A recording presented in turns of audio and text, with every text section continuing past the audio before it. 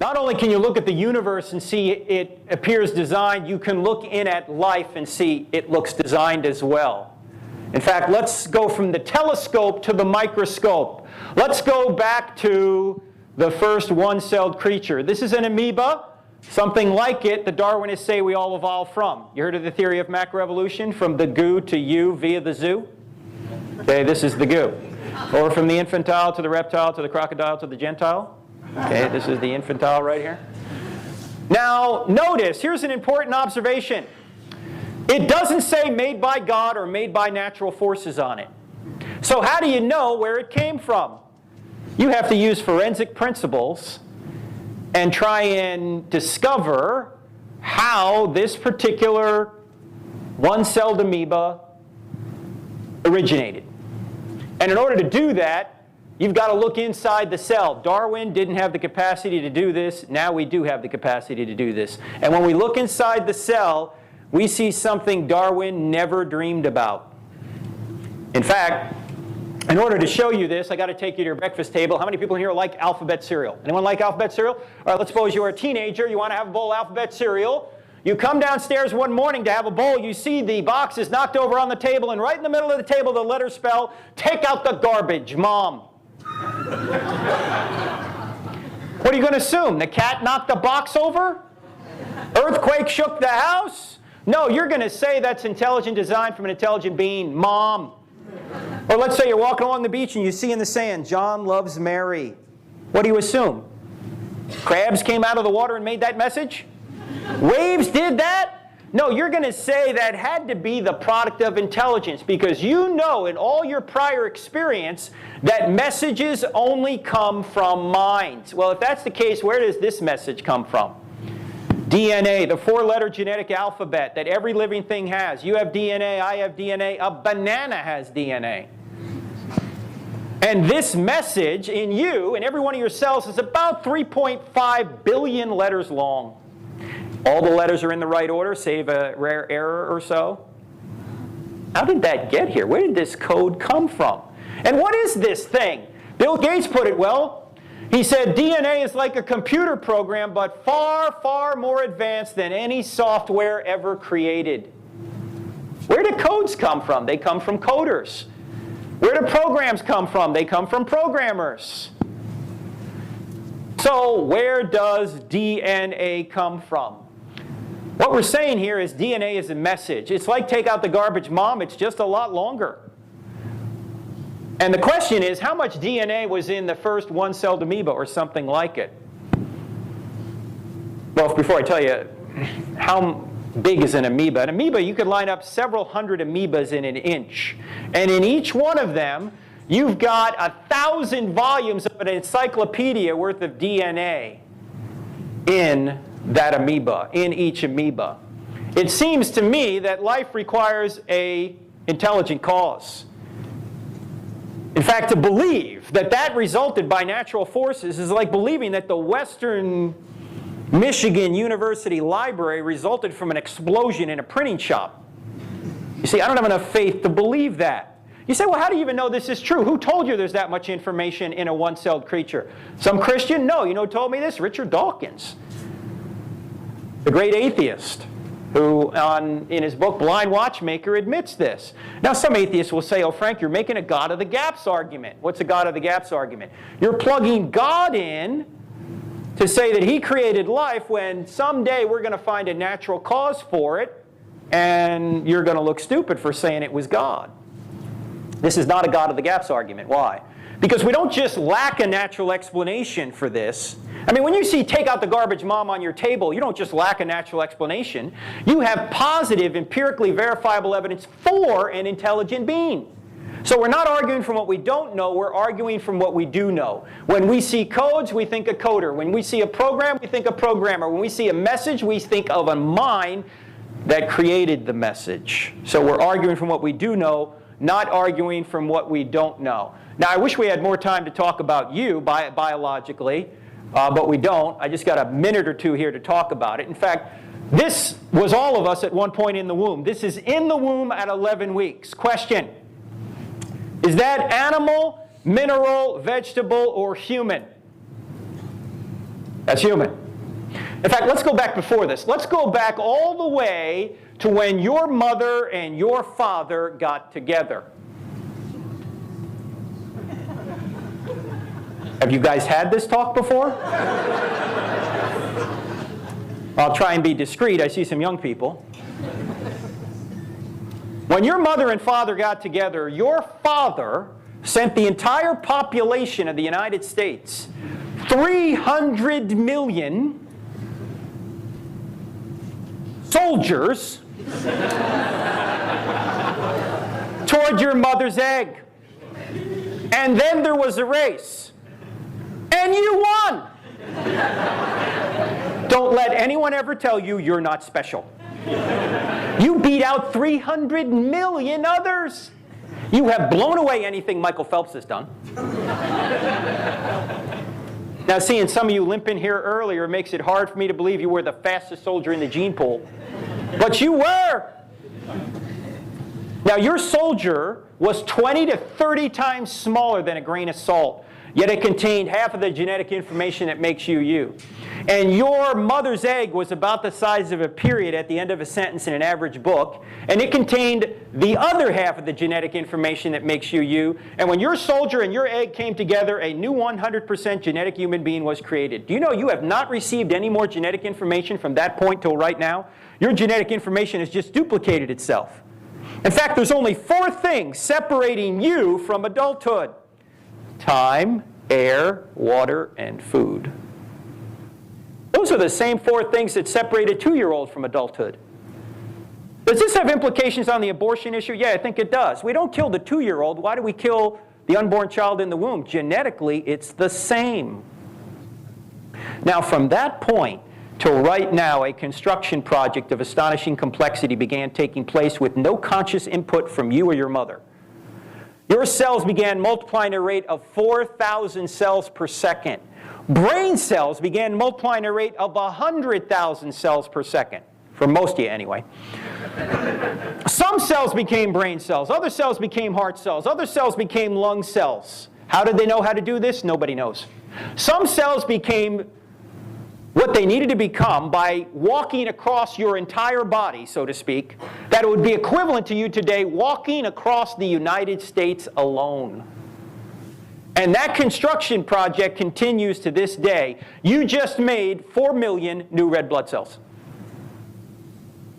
You just made another 4 million new red blood cells. You just made another 4 million new red blood cells. Knock it off. How do you know how to do this? There's a sustaining cause. That's why. There's a sustaining cause right now that with no conscious input from you that is causing this to occur. I don't have enough faith to believe there's not intelligence behind life. There is. All right, let's get to the moral argument and then get to your questions here. The first 2 arguments had scientific evidence behind them. This one does not. It's more philosophical in nature. In April of 1945, the Nazis liberated the Buchenwald concentration camp. The Nazis liberated it. The Americans liberated it. The Allies liberated it, the Nazi camp, in April of 1945. They walked through the front gate, which is still there. They looked to the right. They saw the crematorium off in the distance, which is still there. When they got down to the crematorium, they looked into the courtyard attached to the crematorium, and this is what they saw. Brace yourself. Now, if there is no God, then this was just a matter of opinion. This is just your opinion against Hitler's opinion. You don't think you ought to murder Jews. Hitler says you ought to. If there's no standard beyond humanity, then that's just a matter of opinion.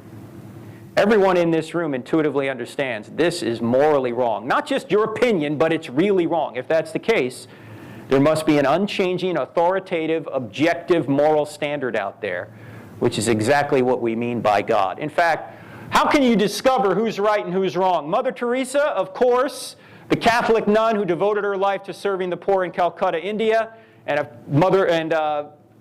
Adolf Hitler, the Nazi leader who murdered millions of people. How can you discover who's right and who's wrong? Well, let me ask you this question. How do you know which map of Scotland is better? What would you need to see in order to know which map of Scotland were better? What would you need to see?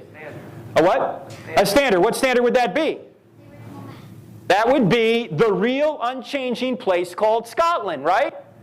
I mean, if Scotland doesn't exist, then these two maps are meaningless. But if Scotland does exist, then we can see map A, while it's not perfect, is a better representation of the real Scotland than is map B. In other words, we have a standard to measure these two maps by, to discover which one is closer to the true, to the standard. That's exactly what we do when we compare Mother Teresa and Hitler. Mother Teresa wasn't the standard. Hitler wasn't the standard. There's a standard beyond both of them by which we measure both of them. And we say Mother Teresa measured up to the standard better than did Hitler. If the standard didn't exist, there'd be no way to adjudicate between Mother Teresa and Hitler. Now, what is the standard? That's God's unchanging nature. Look, if there is no God, then the Nazis were not wrong. I was at Michigan State a few years ago. Oh, we have Michigan State fans at Western Michigan University? It's just one. Okay. Well, you're not going to be a fan after this story. Because I was at Michigan State, and there were a couple atheists sitting on this side of the room, and during the Q&A we got talking about morality, and one of them, I said, well, you're an atheist. What's your standard of morality? And he said, whatever the majority decides is morally right. I said, are you telling me that if you lived in Nazi Germany and the majority decided to murder Jews, homosexuals, gypsies, and Jehovah's Witnesses, and anybody else they thought was undesirable, that that would be morally right? And he paused, and he blushed, and he said, yes. And his atheist buddy right next to him looked at him and literally yelled, no! The first atheist knew in his heart the answer was no, but in order to be consistent with his atheism, he had to say yes. But of course, on atheism, there is no standard. Majority, minority, it turns out from a pragmatic perspective, whoever has the most power gets to impose his or her will on everybody else. Nobody has any rights.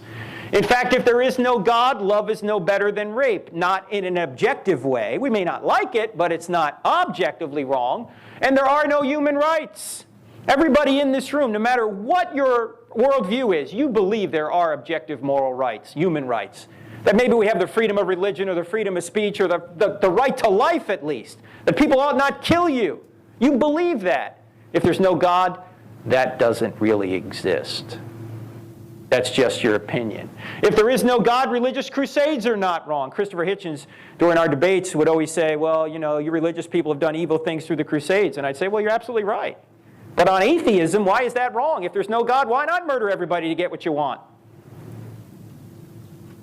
By the way, you can watch both of our debates with Hitchens, who was brilliant, by the way. I mean, I loved Hitchens because he was so witty, he had the British accent. In fact, during the debates, I was listening to him going, I like this guy. You know, he's fun to listen to. And he didn't really have arguments, though. He had complaints. He had complaints about the way God was doing things.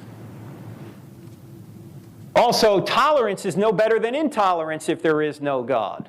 By the way, are Christians called to be tolerant?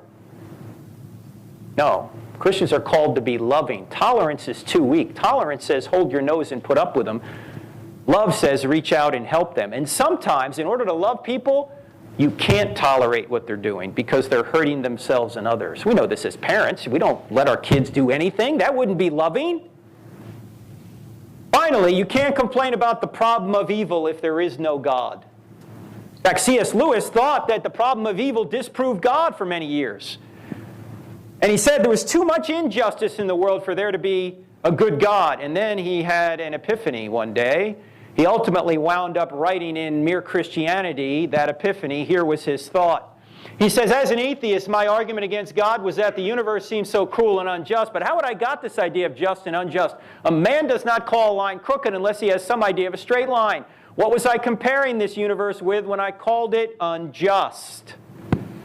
You see, if you don't know what justice is, you can't know what injustice is. And if there is no standard of justice that doesn't change, then there's nothing unjust about it. In order for something to be not right, something has to be right. And for something to be right, it can't just be your opinion or my opinion. It has to be in an unchanging, authoritative source. The shadows prove the sunshine. That's another way of putting it.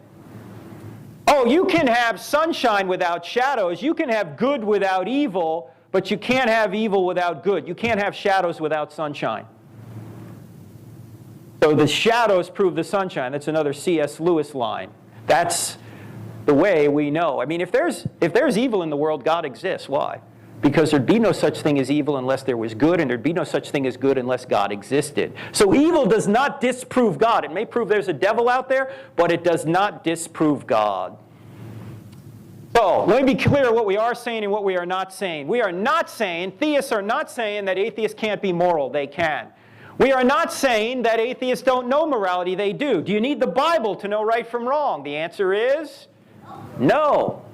The Bible may give you more detail on certain things, but everybody already intuitively understands right from wrong. In fact, that's what the Bible teaches. It's written on your hearts, Romans chapter 2.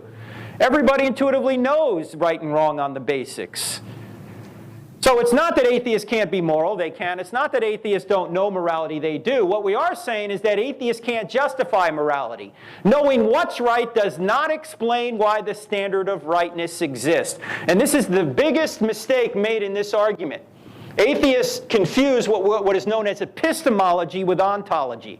What's epistemology? That's how you know something. Ontology is the study of being. Does it actually exist? You may come to know the moral law in many different ways. Your mother may have taught it to you. It may be written on your heart. Society may have taught it to you. But that doesn't explain why something is right or wrong. Why is there a standard of rightness to begin with? In fact, we can put it this way. You can know what's in a book and deny there is an author, but there would be no book to know unless there was an author. Does everyone agree with that? I mean, you can read a book and say, nobody wrote this, and you can still understand what's in the book. But obviously, there's got to be an author if there is a book to know. Same thing is true with the moral law. Atheists can know what's right and deny God, but there would be no right without God. Of course you can know right from wrong and not believe in God. You just can't justify it. You just can't say why rightness is there. So when Christopher Hitchens wrote the book, God is Not Great, How Religion Poisons Everything, first of all, notice this word poisons. That's a fun way of saying that religion is evil. But of course, he doesn't have good and evil in his worldview. He's a molecular machine, so where is he coming up with poisons and evil? And also, notice that religion does not poison everything. Everything poisons religion. I poison religion. I don't live up to the pure words of Christ. In fact, in the second debate with Hitchens, and by the way, you can see them both on our website for free, crossexamine.org. In the second debate, I said, Christopher, I'm a hypocrite. I can't live up to this book. But if I could, I wouldn't need a Savior. If I was perfect, I wouldn't need Jesus. So when you bring up all the evil things that we've done, you're basically proving our worldview. We do need a Savior.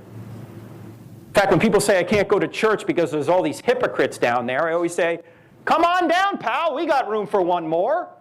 Of course we're all hypocrites. That's what the church is. It's a hospital for sinners. It's not a country club for saints. We're not perfect. We need Jesus. We need one another. Now, if you look at Hitchens, who I said was brilliant, he had complaints. He did not have really good arguments against God. When you read his book, a lot of what he says in his book is true, but it's just complaints about what religious people have done and complaints about the way God is running the universe. And he comes across as really angry. He's just angry, which is why I ended both debates by saying, you can sum up Christopher Hitchens' book in one sentence. Here it is. There is no God, and I hate him.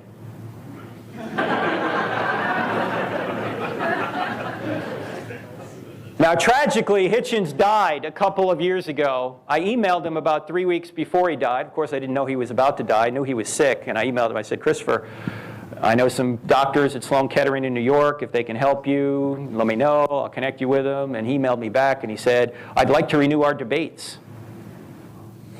I said, well, maybe he's getting better. So I emailed him back. You want me to set something up? He said, no, I'm not quite ready yet. 2.5 weeks later, he was dead. Tragic. Let's sum this up, get to your questions. Remember I said from these three arguments, we're going to try and show there's a spaceless, timeless, immaterial, powerful, moral, personal, intelligent creator out there. From these three arguments, I think we can do that. From the cosmological argument, we can see that we have an immaterial, timeless, and spaceless being. Why? Because material, time, and space were created, so the cause can't be made of material, time, and space. We can also see this being is extremely powerful because he created out of nothing. Do you realize everything we create out of pre-existing material? God creates out of nothing. Also, from the design argument, we can see he's extremely intelligent. He put this universe together with extreme precision. He also has purpose. We're here for a reason. From the moral argument, we can see he's absolutely morally perfect, and we can also see that he's personal. How do we know he's personal from the moral argument? Because you only have a moral obligation to persons. You don't have a moral obligation to impersonal forces. When you go try and dunk a basketball, you're not sinning against the law of gravity. You only sin against persons. We also know, by the way, that this being is personal from the cosmological argument. You say, how so? Because in order to go from a state of nothingness to a state of existence, someone had to make a choice. And only persons make choices. Gravity doesn't make choices. Gravity doesn't go, look, if Turek drops that remote one more time, I'm not going to pull it to the ground. Right? Gravity just does the same thing over and over again. Which is why when you read a book like Stephen Hawking's The Grand Design, on page 181, remember Stephen Hawking admits the universe had a beginning. On page 181 he says this, because there is a law like gravity, the universe can and will create itself out of nothing. The what? How does gravity create anything? First of all, gravity didn't exist when there was nothing. And secondly, gravity doesn't make choices. Gravity just does the same thing over and over again. Given a state of conditions, it just does the same thing. It's not a creative force. So even when brilliant scientists state nonsense, it's still nonsense. So we have an immaterial, timeless, spaceless, extremely powerful, extremely intelligent, purposeful, morally perfect, personal creator. This is the God of biblical Christianity identified without reference to the Bible. We haven't opened the Bible yet we have the attributes of the God of the Bible. Now, does this mean that the God of the Bible necessarily exists? No. Why not? All we've proven at this point, if our reasoning is good and our evidence is good, is that theism is true. What does that mean about pantheism and atheism? Well, they can't be true, right? Law of non-contradiction. The question is, which one of these theisms is true? Is it Judaism, Christianity, or Islam? Maybe they just have theism right, maybe nothing else. But if God does exist, if a theistic God does exist, and he does want to tell us which one of these is true, what could he do? He could do only what he could do, and that would be point 3, a miracle. Now, I don't have time to go into miracles in depth, but let me just say one thing about miracles. What is the greatest miracle in the Bible? People always say the resurrection. That's a biggie, but it's an easy miracle compared to the greatest. What? Yes, the greatest miracle in the Bible is the first verse. In the beginning, God created the heavens and the earth. If that verse is true, every other verse is believable. I mean, if it is true that God created the heavens and the earth out of nothing, can he do whatever he wants that's not logically impossible inside the heavens and the earth? Well, of course. If he can create the whole universe out of nothing, can he make axe heads float in water? Of course. Can he raise Jesus from the dead? Of course. Can he part the Red Sea? Of course. Can he do the Jonah miracle? Easy. I don't know, people get all wrapped around the axle about Jonah. I'm going, what's the big deal? God can create the universe out of nothing. He can do whatever he wants with a fish and a guy. Right? There's no problem here. Now, the thing is that we have good evidence that the first verse of the Bible is indeed true. That in the beginning, God created the heavens and the earth. If that's the case, every other verse is at least believable. Now, one other thing. You may have heard me say, God can do whatever he wants. It's not logically impossible. Some of you are probably thinking, I thought God can do anything. No, there's even some things God can't do. He can't do logically impossible things. Like what? Like he can't create a square circle. No such thing. He can't create a one-ended stick. No such thing. He can't create a married bachelor. No such thing. He can't create an honest politician. Okay? There's some things that are just too hard for God. All right? But there's more, and there's more in the book. But we need to end where we began. Remember we started with Francis Crick? Remember his astonishing hypothesis? That you, your joys, your sorrows, your memories, your ambitions, your sense of personal identity and free will are in fact no more than the behavior of a vast assembly of nerve cells and their associated molecules. Can anyone see the problem with this claim? Use the Roadrunner tactic. Go back to it. What's the problem with it? Exactly. Why should we believe what he says when he's just a machine? I mean, imagine if Crick had written this. Imagine if he had said the astonishing hypothesis is that my scientific conclusions that I write in this book are, in fact, no more than the behavior of vast assembly of nerve cells and their associated molecules.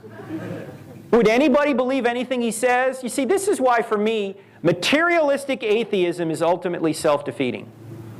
You shouldn't believe anything you think. In fact, just about 10 days or so ago, I had a debate in Denmark, which you can see on our website. I debated an anthropologist by the name of Dennis Normark. And I went through this argument, and he had never heard it before.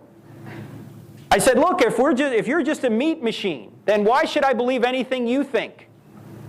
If I'm just a meat machine, why should I believe anything I think?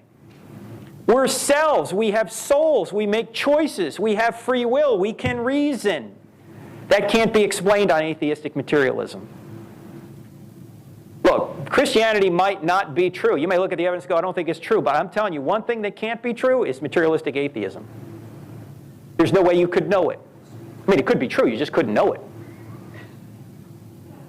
I mean, I'm more certain that atheism is false than I am that Christianity is true.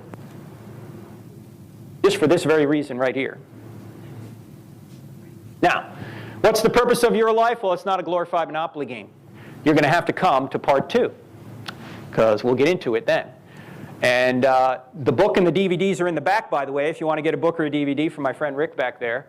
Also, if you sign up for our email on our website, you'll get one email from us a month that will give you a little article on apologetics and hopefully help you in defending the faith if you're a Christian, or annoy you if you're an atheist. We're also on YouTube, Twitter, and Facebook. In fact, we are so into social media, we've combined YouTube, Twitter, and Facebook into our own social media platform. We call it UTwitface. Okay? So you may want to sign up for that. We're on radio every Saturdays, and we're also on DirecTV Wednesday and Saturdays, and you got to get the Cross-Examined app. Go to our website or go to the App Store, download the app. It works on Droid devices and Apple devices. All our podcasts are up there, and so is a quick answer section. Much of the stuff we went through today is on the app. So if you get the app and it's free, much of what we went through you can access at any point you want. And we're updating it all the time. We've only had it out for about 6 months. It already has over 22,000 downloads. So check it out. People seem to like it. The Cross-Examined app. All right. I want to thank everybody for coming before we get to questions. And I also want to turn it over to Joel for just a minute, because he's going to tell you about how we're going to do Q&A.